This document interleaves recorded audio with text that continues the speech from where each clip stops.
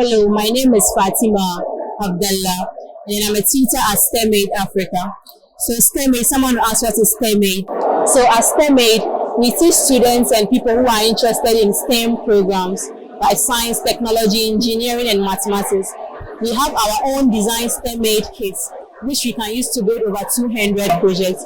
We are in partnership with most schools in Ghana here, where we teach them STEM-related programs, and then we teach them how to code for things to happen. Like we teach them how to code for smart things. Like you can, with our Stemaide kits, you can use it to build smart things. Like for example, a smart vertical bucket where you just put your hands under it, and then the water will start coming, and then you just wash your hand. You can use it to build over 200 projects. Like anything smart you can imagine, of a smart dustbin. When you get closer, it senses you, it opens, and then you just dump your rubbish without touching it. You can use it to build like millions of projects with just our Stemaide kits. And we've done it portable, like the mathematical sets, which can be carried everywhere.